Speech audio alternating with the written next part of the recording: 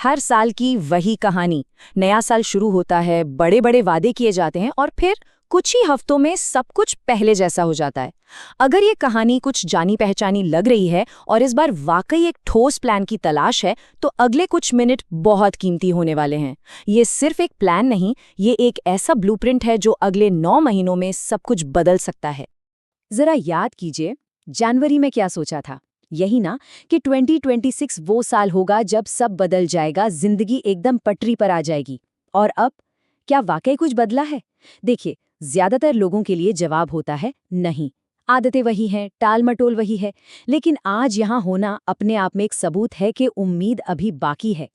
तो चलिए मुद्दे की जड़ तक पहुंचते हैं। सबसे बड़ा दुश्मन कोई और नहीं, न किस्मत न हालात, बल्कि वो लत है जो हमें फौरन मजा देती है।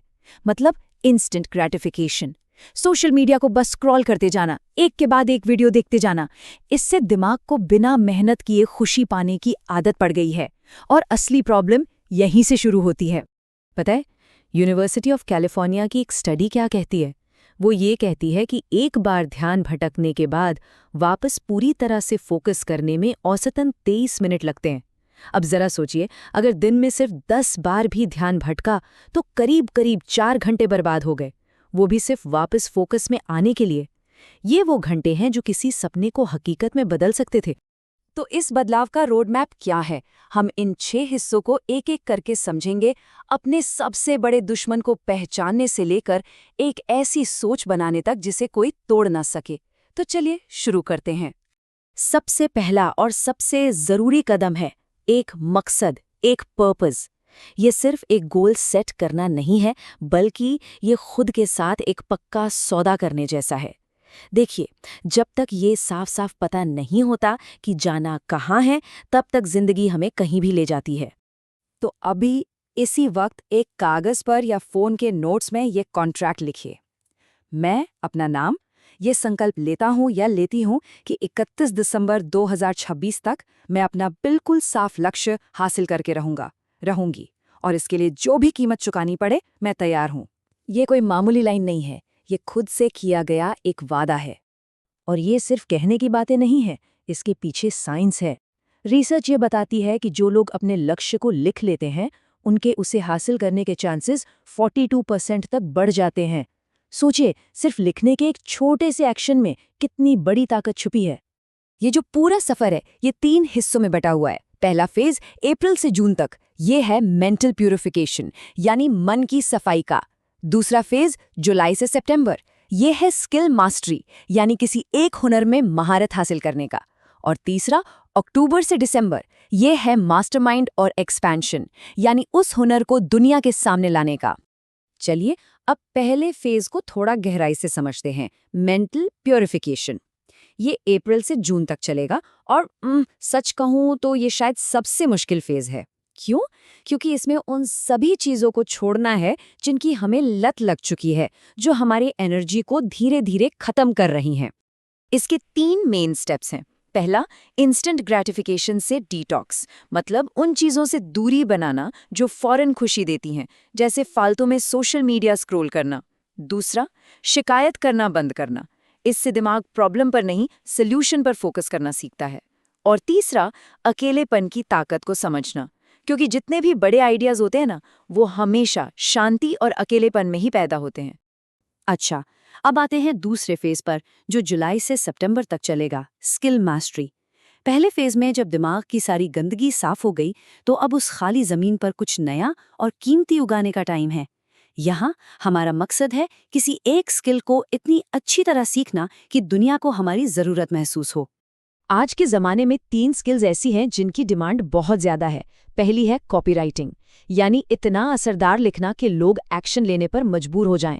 दूसरी है वीडियो क्रिएशन और एडिटिंग, और तीसरी है डिजिटल मार्केटिंग, यानी इंटरनेट की दुनिया में किसी बिजनेस को आगे बढ़ाना। तो इस फेज में क्या करना है? कोई एक स्किल चुननी है और बस उसी पर पूरा ध्यान लगाना है।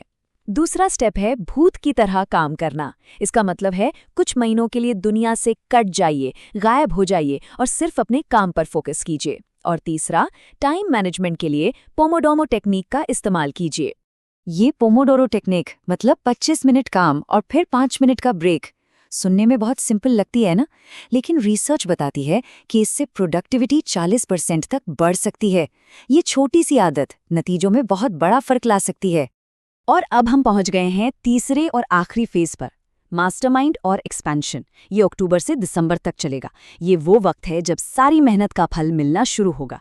इस फेज का मकसद है अपने सीखे हुए हुनर को असल दुनिया में इस्तेमाल करना और नतीजे हासिल करना। इसका एक बहुत जरूरी हिस्सा है सही लोगों के साथ जुड़ना। एक नेगेटिव लोगों का ग्रुप आपकी सारी एनर्जी चूस लेता है, आपके सपनों का मजाक उड़ाता है। वहीं एक मास्टरमाइंड ग्रुप यानी एक जैसी सोच वाले पॉजिटिव लोगों का साथ आपको आगे बढ़ने में जबरदस्त मदद करता है। अपने आसपास से नेगेटिव लोगों को हटाना मुश्किल लग सकता है, लेकिन ये बहुत जरूरी है। तो अब सवाल उठता है कि इस हुनर से पैसा कैसे कमाया जाए। फॉर्मूला बहुत सीधा है। अपने हुनर का इस्तेमाल करके किसी और की प्रॉब्लम सॉल्व कीजिए। अब जितनी बड़ी प्रॉब्लम सॉल्व करेंगे उतने ही ज्यादा पैसे कमाएंगे। अगर कॉपीराइटिंग सीखी है तो किसी छोटे बिजनेस के लिए ऐड लिखिए। अगर वीडियो एडिटिंग सीखी है तो किसी के लिए वीडियो बनाइए। लेकिन ये पूरा का पूरा प्लान एक मजबूत नींव के बिना अधूरा है। और वो नींव है एक अटूट मानसिकता, एक अनब्रेकेबल माइंडसेट। ये उन आदतों और विश्वासों के बारे में है जो किसी भी मुश्किल में टिके रहने की ताकत देते हैं।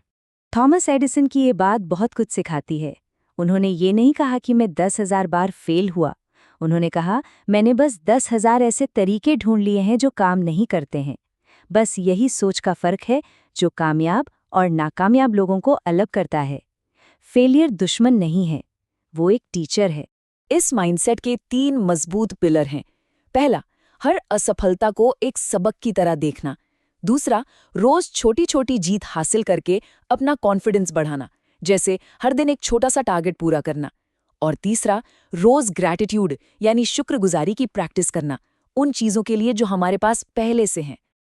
आखिर में एक बात समझनी होगी, दुनिया में 2 ही तरह के लोग होते हैं।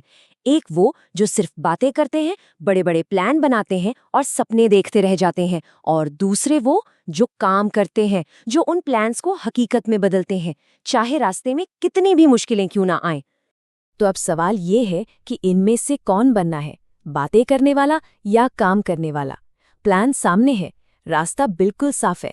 अब पहला कदम उठाने का फैसला खुद करना है।